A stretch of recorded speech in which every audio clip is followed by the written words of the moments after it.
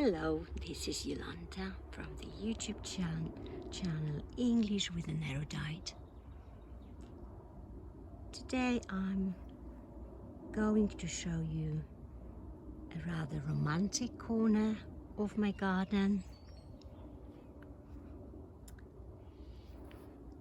I'm filming geranium.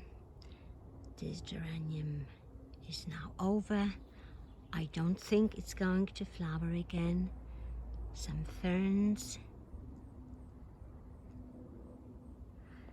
A very old plastic bench, which now looks a little bit more rustic. And then in the foreground, a German beauty, Angela. Behind Angela, I've got Mary Rose.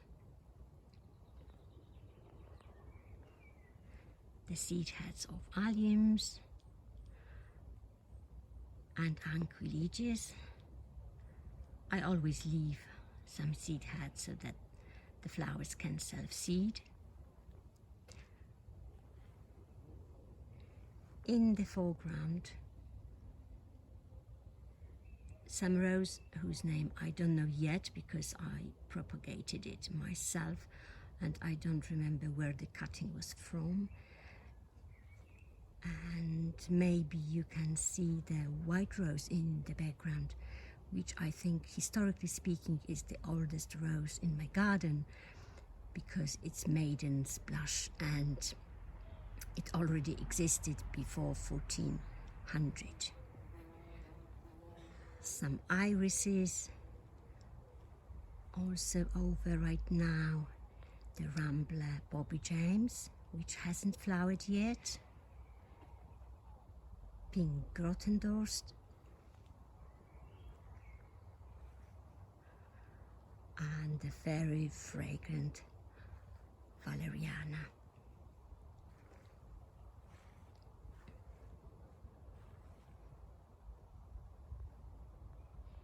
The same border a week later during a heat wave. It's been very, very hot recently, over 30 degrees Celsius every day, and it's been very dry. Right now, the garden looks fine, but during the day, all the flowers, all the plants are going to look pretty tired. I'm filming my Rosalinas.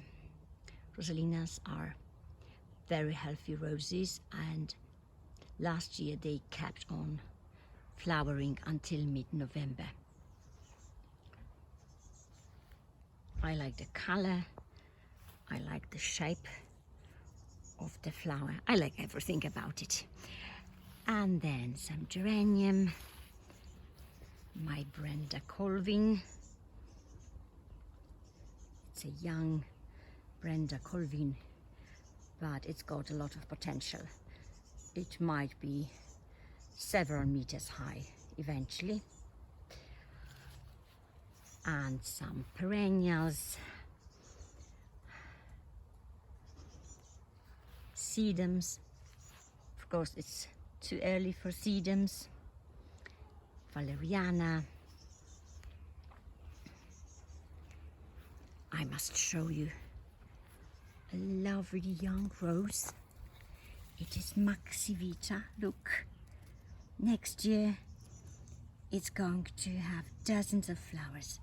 Very healthy rose. It's Maxi Vita. My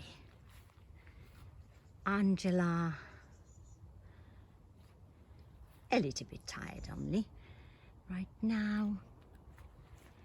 And the rose that I had doubts about it last week. I didn't know the name of it because I had taken the cutting from some place.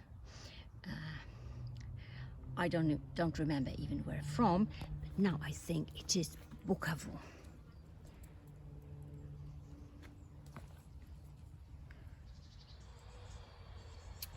Sorry, I've changed my mind. I've just realized it's not a Bukavu. It's something else, and I don't know what it is. It's produced very, very long stems this year. I'm quite surprised at that. Can you see the length of the stems? And it's a very healthy rose, touch wood. So I hope you knowledgeable viewers can help me with the name of the rose. I would be really grateful, because I get a little bit irritated when I cannot put a name to a rose. Next to it grows another Rosalina, and I'd really like to draw your attention to this variety because of its health and the reliability.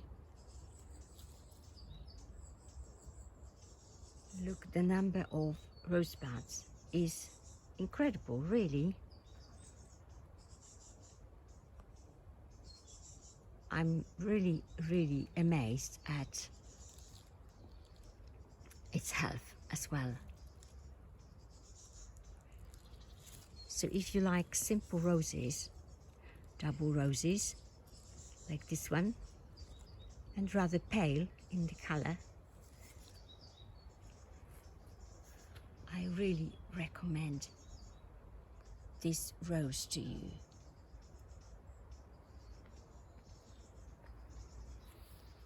There is nothing left of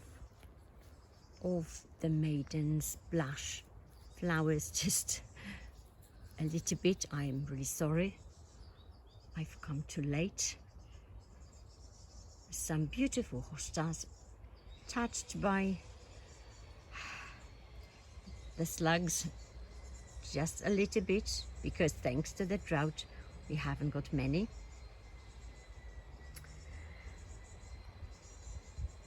Bobby James rose, which hasn't produced a single flower this year, so I suppose it is still too young for that, and I'm expecting a lot of flowers next year.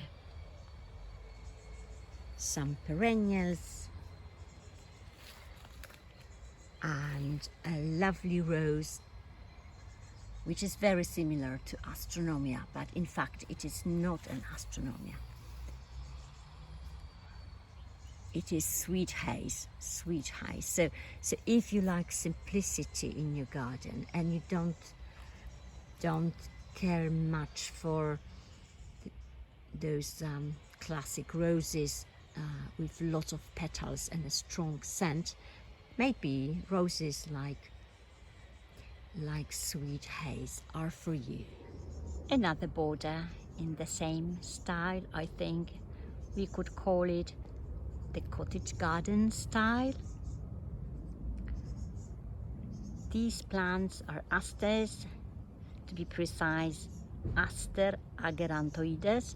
It's a fantastic plant for insects. I will show it later, perhaps at the beginning of August. There are a lot of pink fairy roses in this border, but unfortunately, because of the heat and the lack of water, the lack of rain, the roses are suffering with mildew, and there's less color in the flowers. There are fewer flowers and the flowers are smaller.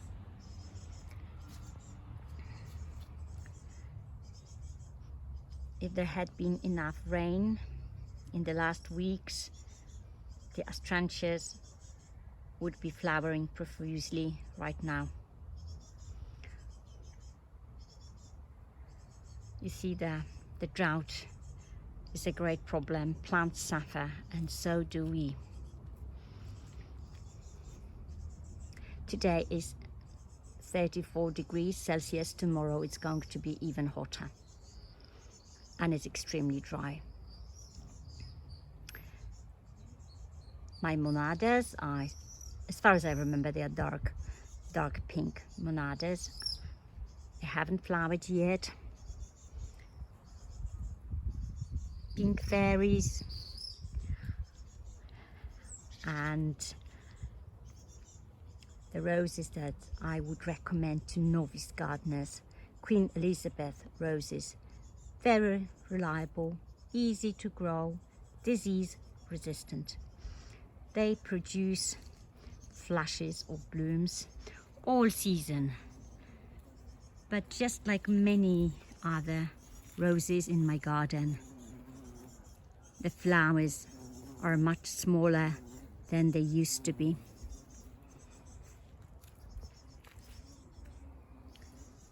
Larkspur looks quite fine, and it attracts a lot of pollinators.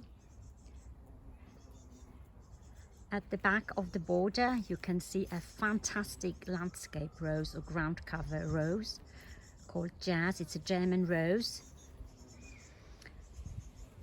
When it opens, its buds, it's yellow or orangey like the flowers on the left, and then the rose changes the color and it becomes pink. It's going to rest a little bit, and then in a few weeks time we're going to have lots of flowers again. You know, the problem with water is I water my plants only with rainwater, which I collect in water baths, and I water my plants with a watering can. I suppose it's great for my biceps, perhaps not so great for my back, but I'm still quite fit. But I have to be very, very selective about what I water and when I water. So I water regularly only the plants that grow in containers, and the youngest plants and the seedlings, of course. The others have to fend for themselves. I suppose the situation is similar in many corners of the world, especially in Central Europe where I live. So I'd like you to keep your fingers crossed for us. We need some rain desperately. I hope you have enjoyed this short walk, this short tour of my cottage garden borders. Thank you for watching. Bye bye.